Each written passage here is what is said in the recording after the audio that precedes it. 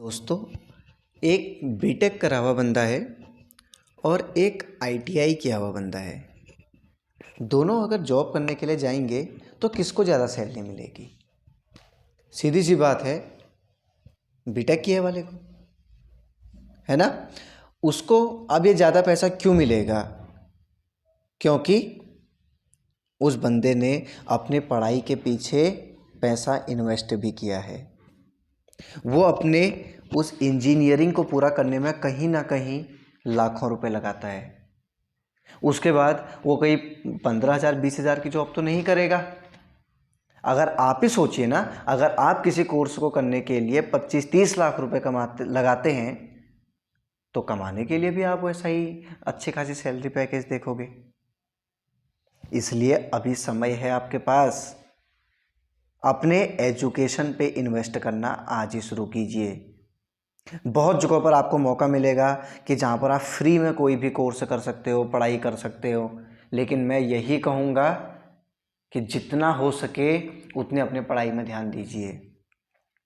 एक इंसान जो डॉक्टर बनना चाह रहा है, उसने एमबीबीएस का कोर्स किया और उस कोर्स को करने में मान लो उसके 35 से 40 लाख रुपए लग गए, प्लस 5 साल का समय लग गया। और वहीं दूसरी ओर मान लो एक फार्मेसी किया हुआ, डिप्लोमा लिया हुआ बंदा डॉक्टरी के फील्ड में जा रहा है, किसकी ज़्यादा वैल्यू होगी? उस ज़्यादा पढ़े लिखे वाले की। अभी कभी गौर करके देखना, एक इंसान प्रोफेसर कैसे बन जा रहा है? क्योंकि कहीं ना कहीं उसने पीएचडी की है। हर कोई तो नहीं कर सकता है ना, लेकिन जिसने कर ली उसका कैरियर बन जाएगा। तो अपने एजुकेशन पे पैसा खर्च करना शुरू करो। अगर आपको कोई चीज़ सीखनी है ना, पैसा लगा लो, 1 लाख 1.5 लाख 2 लाख, क्योंकि जितना ज़्यादा पैसा लगाओगे कल को तुम्हें सैलरी या जो तुम पैसा लोगे ना वो पैसा भी उसी हिसाब से मिलेगा। कहीं पर भी अगर आपको मौका मिल रहा है पढ़ने का, कुछ भी सीखने का, जाइए सीखिए। लेकिन ध्यान रखिएगा, फ्री का कोर्स हमेशा फ्री की तरह ही होता है और फ्री की चीज़ में आपको ज़्यादा वैल्यू भी नहीं दी जाती है। कभी एक काम कीजिएगा, कभी ट्रेन में एक आप जनरल डब्बे में सफ़र कीजिएगा और वहीं दूसरी तरफ फर्स्ट क्लास एसी पर आप सफ़र कीजिएगा। आपको अंतर समझ में आ जाएगा। वो फर्स्ट क्लास, जो फर्स्ट एसी क्लास वाला बंदा, उसको ढेर सारी सुविधाएं दी जा रही। क्यों? क्योंकि उसने उसको पाने के लिए उतना ही खर्चा किया है। तो वैसे ही आप लोग भी अपने समय को अभी नौकरी ना कीजिए। मैं तो बस यही आपको सजेस्ट करूँगा कि जितना हो सके पढ़ाई कर लीजिए। अगर आपकी उम्र 25 साल से कम है तो आपके पास ये जो समय है ना, सच में सीख लो यार। क्योंकि आगे को इतने सारी अपॉर्चुनिटी आपको मिलेंगी कि आप सोच भी नहीं सकते हो। पैसा नहीं लगाओगे, केवल जॉब करने में ध्यान दोगे तो कल को आप लोग केवल जॉब ही करते रह जाओगे। मैं आपको एक छोटी सी कहानी सुनाता हूँ। मैं एक कंपनी में गया था, तो मैंने वहाँ पर एक कोई सुपरवाइज़र थे जिनको वहाँ पर जॉब करते हुए 10 साल हो गया था।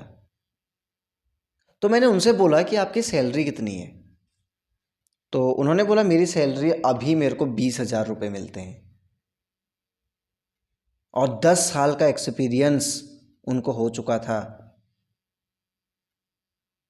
लेकिन जब मैंने बोला कि आपने कहाँ तक पढ़ाई की है, तो उन्होंने बोला कि मैंने केवल 12वीं पास किया है और उसके बाद इस फील्ड में एक 5 या 6 महीने का डिप्लोमा लिया है बस। तो मैंने वहीं एक दूसरे इंसान से पूछा जो अंदर और जॉब कर रहे थे। मैंने कहा सर आपकी सैलरी कितनी है? उन्होंने बोला मैं यहाँ पर 50,000 रुपये लेता हूँ और काम भी उनका बैठा हुआ था। तो जब मैंने उनसे पढ़ाई का पूछा तो उन्होंने बताया कि मैं यहाँ पर एमटेक करके आया हूँ। अंतर समझ में आ रहा है ना?